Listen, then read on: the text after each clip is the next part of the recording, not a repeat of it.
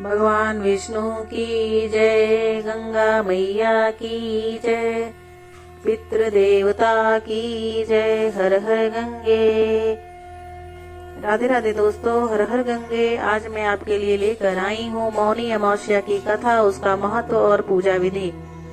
अगर आपको इसकी पूरी जानकारी चाहिए और इस कथा का पूरा फल प्राप्त करना चाहते हैं तो इस वीडियो के अंत तक बने रहें। दोस्तों, अमावस्या तिथि पितरों को समर्पित है। मान्यताओं के अनुसार इस दिन स्नान, दान और पितरों के नाम से तर्पण करने से पितरों को मोक्ष की प्राप्ति होती है। माघ मास का धार्मिक रूप से विशेष महत्व है। माघ मास में आने वाली अमावस्या तिथि को मौनी अमावस्या कहा जाता है। इस बार मौनी अमावस्या 29 जनवरी को है। मान्यता है कि इस दिन पितर अपने वंशजों से मिलने के लिए धरती पर आते हैं और साथ ही इस बार मौनी अमावस्या पर कई शुभ संयोग भी बन रहे हैं। तो आइए जानते हैं मौनी अमावस्या का पर स्नान दान का शुभ मुहूर्त और महत्व। तो आइए वीडियो की शुरुआत करते हैं। दोस्तों, मौनी अमावस्या पर इस बार कई शुभ योग बन रहे हैं। 29 जनवरी को मौनी अमावस्या पर इस बार त्रिवेणी योग सहित कई योग बन रहे हैं। मौनी अमावस्या का महत्व कई गुना बढ़ गया है। साथ ही इस बार मौनी अमावस्या पर महाकुंभ का दूसरा शाही स्नान भी किया जाएगा। मौनी अमावस्या पर इस बार मकर राशि में एक साथ सूर्य, बुध और चंद्रमा विराजमान होकर त्रिवेणी योग बनाएंगे। इसी के साथ सभी पर गुरु की नवम दृष्टि भी रहने वाली है। इसी के साथ शुक्र का मीन राशि में होने से मालव्य राज योग भी बना रहेगा। श्रवण नक्षत्र का संयोग भी रहने वाला है। शश राज योग भी रहेगा। बुधदित्य राज योग भी रहेगा। दोस्तों, अमावस्या तिथि पितरों को समर्पित है। मान्यताओं के अनुसार इस दिन स्नान, दान और पितरों के तर्पण करने से पितरों को मोक्ष की प्राप्ति होती है। माघ मास का धार्मिक रूप से विशेष महत्व है। ऐसे में माघ मास में आने वाली मौनी अमावस्या का महत्व और अधिक बढ़ जाता है। मान्यता है कि मौनी अमावस्या पर पितर अपने वंशजों से मिलने के लिए धरती पर आते हैं। ऐसे में उनके नाम से किया गया दान पुण्य व्यक्ति को कई गुना अधिक फल देता है। इस दिन किए गए पितरों के नाम से दान पुण्य और तर्पण से पितरों का आशीर्वाद हमेशा परिवार के सदस्यों पर बना रहता है। इस ब्राह्मणों और गरीबों को भोजन कराने से भी पितर प्रसन्न होते हैं। एक पौराणिक कथा के अनुसार कांचीपुरी नामक नगर में देव स्वामी नामक एक ब्राह्मण रहते थे। उनकी पत्नी का नाम धनवती और पुत्री का नाम गुणवती था। उनके 7 पुत्र थे। देव स्वामी ने 7 पुत्रों का विवाह करने के पश्चात अपनी पुत्री के विवाह के लिए योग्य वर की तलाशी हेतु अपने बड़े लड़के को बाहर देश भेज दिया। इधर देव स्वामी ने अपनी पुत्री गुणवती की कुंडली एक ज्योतिषी को दिखाई। ज्योतिषी ने गुणवती की कुंडली देखकर कहा कि सप्तपदी होते होते ही यह कन्या विधवा हो जाएगी। यह बात सुनकर देव स्वामी अत्यंत दुखी हुए और ज्योतिष से इस योग के निवारण का उपाय पूछने लगे। ज्योतिषी ने उपाय बताया कि इस योग का निवारण सिंघल द्वीप वासिनी सोमा नामक धोबिन को घर बुलाकर उसकी पूजा करने से ही संभव होगा। यह सुनकर देव स्वामी ने अपने सबसे छोटे लड़के के साथ अपनी पुत्री को सोमा धोबिन के घर लाने के उद्देश्य से सिंघल द्वीप जाने के लिए रवाना किया। वे दोनों समुद्र के तट पर पहुंचकर समुद्र पार करने का उपाय सोचने लगे, लेकिन उन्हें कोई उपाय नहीं सूझ रहा था। थक हार कर दोनों भाई बहन भूखे प्यासे एक बट वृक्ष की उस वृक्ष के तने की एक खो में गिद्ध के बच्चे रहते थे। वे दिन भर इन दोनों को परेशान होते हुए देख रहे थे। शाम को बच्चों की माँ उनके लिए कुछ आहार लेकर आई और उन्हें खिलाने लगी, लेकिन गिद्ध के बच्चों ने कुछ नहीं खाया और अपनी माँ से कहा कि इस वृक्ष के नीचे आज सुबह से ही 2 भूखे प्यासे प्राणी बैठे हैं। जब तक वो नहीं खाएंगे हम भी नहीं खाएंगे। बच्चों की बात सुनकर उनकी माँ गिद्धनी को दया आ गई। उसने दोनों प्राणियों को देखा और उनके पास जाके कहा कि आपकी इच्छा मैंने जान ली है, आप लोग भोजन करें। कल प्रातः मैं आप लोगों को समुद्र पार सोमा के घर पहुंचा दूंगी। गिद्धनी की बात सुनकर उन दोनों भाई बहन की चिंता कम हुई। दोनों को अत्यंत प्रसन्नता हुई। उन्होंने गिद्धनी को प्रणाम कर भोजन किया। प्रातः होते होते गिद्धनी ने उन्हें सोमा के घर पहुंचा दिया। वे दोनों पास के ही जंगल में झोपड़ी बनाकर रहने लगे। उन्होंने अपनी सेवा से सोमा को प्रसन्न करने का निश्चय किया। वे प्रतिदिन सुबह अंधेरे में उठकर सोमा का घर झाड़कर लीप पोत दिया करते थे। सोमा को हर रोज इतने ढंग से अपना घर लीपा पोता एवं साफ सुथरा देखकर आश्चर्य होता था। एक दिन उसने अपने बहुओं से इस बारे में पूछा तो उसकी बहुओं ने बताया कि हम लोगों के अलावा और यह काम करने हमारे घर में कोई और आता है। परंतु सोमा को बहुओं की इस बात पर विश्वास नहीं हुआ और उसने एक दिन सारी रात जागकर घर की सफाई का सारा रहस्य जान लिया। जानकर उसे बड़ा दुख हुआ कि उसके घर की सफाई एक ब्राह्मण कन्या और उसका भाई करता है। उनसे इस तरह सेवा करने का कारण पूछने पर भाई ने सोमा को सारी बात बताई, जिसे सुनकर सोमा ने कहा कि आज से तुम लोग यह काम करना छोड़ दो। मैं तुम लोगों की साधना और सेवा से प्रसन्न और विवश हूँ। अब तुम्हारी सेवा के लिए बिना मुझे विश्राम नहीं मिल सकता।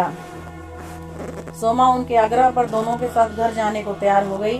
प्रस्थान करते समय उसने अपनी बहुओं से कहा कि यदि मेरी अनुपस्थिति में किसी की मृत्यु हो जाए तो उसके शरीर को नष्ट न करना। क्षण भर बाद दोनों अतिथियों के साथ वह कांचीपुर पहुंच गई। दूसरे दिन गुणवती का विवाह संपन्न हुआ और सप्तपदी होते होते उसकी पति की मृत्यु हो गई। सोमा ने अपने संचित पुण्य का फल गुणवती को दान कर उसके पति को जीवित कर दिया और उन्हें आशीर्वाद देकर सिंघल द्वीप के लिए रवाना हो गई। संचित पुण्य क्षीण होने से सोमा के पुत्र, दामाद और पति की घर में मृत्यु हो गई। यह जानकर नया पुण्य संचित करने के उद्देश्य से वह रास्ते में एक जगह रुकी। नदी के तीर पर स्थित एक पीपल के वृक्ष की छाया में भगवान विष्णु का पूजन किया और पीपल के वृक्ष की 108 परिक्रमाएं की। इतना करना था कि सोमा के पुत्र, दामाद और पति जीवित हो गए और उनका घर धन धान्य से भर गया। इस प्रकार निष्काम भाव से सेवा करने का उत्तम फल सोमा को प्राप्त हुआ। अतः सभी को इस कथा से शिक्षा लेनी चाहिए कि यही इस व्रत का लक्ष्य भी है। दोस्तों, मौनी अमावस्या 29 जनवरी को है। इस दिन भगवान विष्णु और शिव की पूजा की जाएगी। इस व्रत में व्रती को मौन धारण करते हुए दिन भर मुनियों जैसा आचरण करना चाहिए।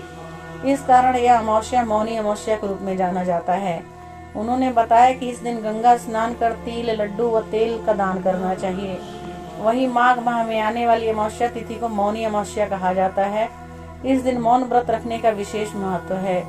मौनी अमावस्या के दिन सर्वार्थ सिद्धि योग का संयोग बन रहा है। मौनी अमावस्या पर मौन व्रत रखने से सकारात्मक ऊर्जा का संचार होता है। साथ ही पितृदोष, काल सर्प दोष से मुक्ति पाने के लिए भी यह शुभ दिन है। दोस्तों, सुबह सुबह जल्दी उठकर स्नान करें। इस दिन पवित्र नदी या सरोवर में स्नान करने का महत्व बहुत अधिक होता है। आप घर में भी नहाने के पानी में गंगाजल मिलाकर भी स्नान कर सकते हैं। स्नान करने के बाद घर के मंदिर में दीप प्रज्वलित करें। सूर्य भगवान को अर्घ दें। अगर आप उपवास रख सकते हैं तो इस दिन उपवास भी रखें। इस दिन पितर संबंधित कार्य करने चाहिए। पितरों को निमित्त तर्पण और दान करें। इस पावन दिन भगवान का अधिक से अधिक ध्यान करें। इस पावन दिन भगवान विष्णु की पूजा का विशेष महत्व है। इस दिन विधि विधान से भगवान शंकर की भी पूजा करें। दोस्तों, मौनी अमावस्या के मौन रहकर पूरे दिन पूजा पाठ करते हैं। शास्त्रों के अनुसार ऐसा कहा जाता है कि चंद्रमा को मन का देवता माना गया है और अमावस्या के समय चंद्रमा के दर्शन नहीं होते हैं, जिसके कारण व्यक्ति के मन की स्थिति बिगड़ने लग जाते हैं। इसलिए इस दिन मौन रहने का प्रयास करना चाहिए और मन में जप करना चाहिए। महाभारत के एक दृष्टांत में इस बात का उल्लेख करते हुए कहा गया है कि माघ मास के दिनों में अनेक तीर्थों का समागम होता है। वहीं पद्य पुराण में कहा गया है कि अन्य मास में जप, तप और दान से भगवान विष्णु उतने प्रसन्न नहीं होते जितने कि वे माघ मास के स्नान करने से होते हैं। यही वजह है कि प्राचीन ग्रंथों में नारायण को पाने का सुगम मार्ग माघ मास के पुण्य स्नान को बताया गया है। विशेषकर मौनी अमावस्या को किया गया गंगा स्नान खास महत्व माना जाता है। माघ माह के प्रत्येक तिथि एक पर्व है। माघ मास के कृष्ण पक्ष की अमावस्या मौनी अमावस्या के रूप में प्रसिद्ध है। माघ मास में मंगलवार उपासना का शास्त्रों में विशेष महत्व बताया गया है, जिसके करने से धर्म, अर्थ, काम व मोक्ष इन 4 पुरुषार्थों की सहज प्राप्ति तो होती है, साथ ही लौकिक सुख सुविधाओं का भी अंबार लग जाता है। इस दिन का व्रत आत्म संयम, शांति और मोक्ष की प्राप्ति के लिए बहुत प्रभावशाली माना गया है। यह व्रत व्यक्ति के मन और वाणी को शुद्ध करता है। शास्त्रों में कहा गया है कि इस व्रत को करने से व्यक्ति को समाज में सम्मान मिलता है और उसकी वाणी में मधुरता आती है। दोस्तों, यह व्रत व्यक्ति के जीवन में संतुलन लाने में मदद करता है और मानसिक शांति दिलाता है। मौनी अमावस्या पर पितरों का तर्पण और पिंडदान भी किया जाता है। इस दिन गंगा स्नान का महत्व है। मौनी अमावस्या के दिन सूर्योदय से पहले भी गंगा में डुबकी लगाने का विधान है। इस दिन किया गया गंगा स्नान अमृत स्नान के बराबर माना जाता है। माना जाता है कि इस दिन जो भी गंगा स्नान करता है उसे अमृत स्नान के समान फल मिलता है। ऐसे में आइए जानते हैं कि मौनी अमावस्या के दिन गंगा स्नान का इतना महत्व क्यों है, इसके पीछे की कहानी क्या है। दोस्तों, हिंदू धर्म में गंगा स्नान बहुत पावन माना गया है। मान्यताओं के अनुसार गंगा में स्नान करने से व्यक्ति के बड़े से बड़े पाप धुल जाते हैं। पौराणिक कथाओं के अनुसार गंगा स्नान की पवित्रता का संबंध समुद्र मंथन से बताया जाता है। समुद्र मंथन के समय अमृत कलश निकला था। इसे लेकर देवताओं और असुरों में विवाद हो गया था। अमृत कलश की छीना झपटी होने लगी थी। इस दौरान कलश की कुछ बूंदें प्रयागराज, हरिद्वार, उज्जैन और नासिक में गिर गई थी। इन जगहों पर बहने वाली नदियों का जल अमृत गिरने से पवित्र हो गया है। यही कारण है कि त्योहारों, पूर्णिमा और अमावस्या जैसी तिथियों पर गंगा स्नान किया जाता है। तो दोस्तों, मौनी अमावस्या की कथा, उसका महत्व और स्नान विधि आपको कैसी लगी मुझे कमेंट करके जरूर बताइएगा। अगर आप मेरे चैनल पे नए हैं और अभी तक मेरा चैनल सब्सक्राइब नहीं किया है तो मेरे चैनल को जरूर सब्सक्राइब कर लीजिए, ताकि मैं जब भी कोई वीडियो डालूं